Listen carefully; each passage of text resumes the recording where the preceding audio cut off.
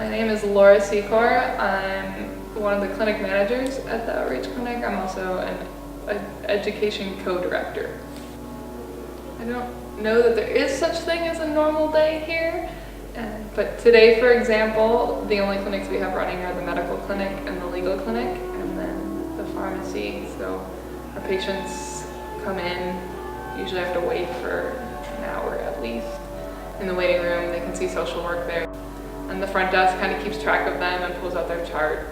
And, we have food and coffee in the waiting room for them. And then if they're here to see the doctor, which is the side I know best at the clinic, a medical student will come pull them from the waiting room, take their vital signs, figure out why they're there, and go talk to an older medical student, a senior student. And they'll continue to work through, try to figure out what's going on, what needs to be done. And then they'll ultimately staff with a faculty physician or a resident to hammer out what needs to be done. And then we can do lab draws, we can send them to the pharmacy, or we can write them prescriptions for drugs that our pharmacy doesn't have. My name is Melissa Peden. I do a little bit of a lot. So what I do here is I primarily manage the front desk. So it's mostly undergraduate volunteers through Timmy Global Health, IUPUI, and we just started incorporating Butler students. I'm also a trained phlebotomist, so I do lectures with the med students, and hopefully once the nursing students start up, I'll be lecturing them as well, showing them how to draw blood on a patient without hurting the patient. A lot of the people we treat here live in the area, and that's why they come here, because it's close. I live approximately about a half a block away. Let's see, I would say it's probably about 10 minutes away. My name is Sarah Griffith. The location of the clinic is really helpful because it's right in the middle of the community. A lot of patients just walk here. Some carpool, but most are in this area with the zip code really close. So it's very accessible to the community, which is really helpful. About 10 minutes. It takes me 10 minutes to get here, at least the way I take. Now it'll be about 10 minutes. I mean, the physical locality of the church is a nice space. We have a lot of room. The church is very welcoming and opening and is good at recruiting patients. I think the location helps the people in this community, mostly because this is a very underserved community.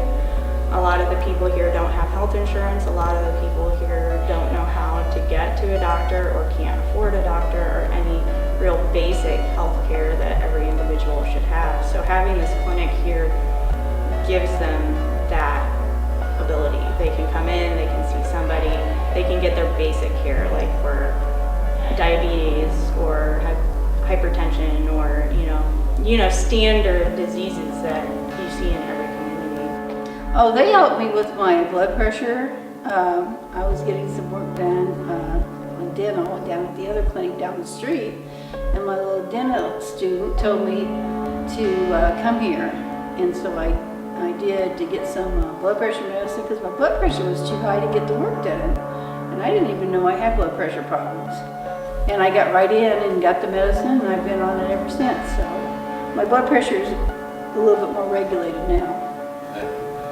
Helped me with my medicine and mostly, and then helping me with other things as far as insurance and stuff like that. The type of people that we treat here are community members in this area. A lot are socioeconomically disadvantaged, and most are really friendly.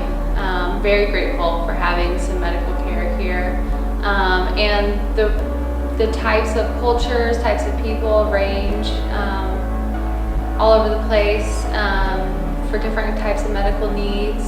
It's just very diverse, the amount of people over here. Many are really grateful to get in and see a physician free of charge, and many are surprised about what kind of opportunities they could have and did not realize that. Social work helps with that a lot. Some are emotional when they come in, so you have to be prepared for that, depending on their circumstance.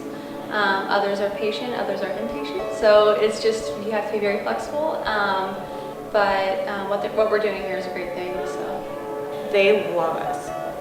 most of the people are really thankful that we exist. They understand that without us, they probably wouldn't be getting any care. Probably nowhere, because I couldn't afford to go anywhere. Probably well-wished, but I couldn't even get an appointment there. So they really appreciate the work that we do for them. I get a lot of hugs, get a lot of thank yous, get a lot of handshakes, so get a lot of smiles. So it's a really positive feedback. I volunteer here to get experience doing things I don't normally get to do and to treat a patient population I usually get to see. I volunteer because I feel like in my position, I'm actually contributing to something that's really important. Although I'm not personally treating these patients, obviously, my position helps contribute to closing that healthcare gap, which is really important to me. And I feel as if I've learned a lot from the patients here. You know, when they're sitting there and they're waiting for a physician for sometimes even an hour more plus, I'm able to have conversations with different patients. So it's really just been a great life experience for myself. I volunteer here because I used to work in a hospital. I love serving patients. I like serving people. I love being able to show a skill, blood drawing, and be able to pass that on to people and teach people so that they can do it without any pain. Because that was my big goal when I first started doing blood draws.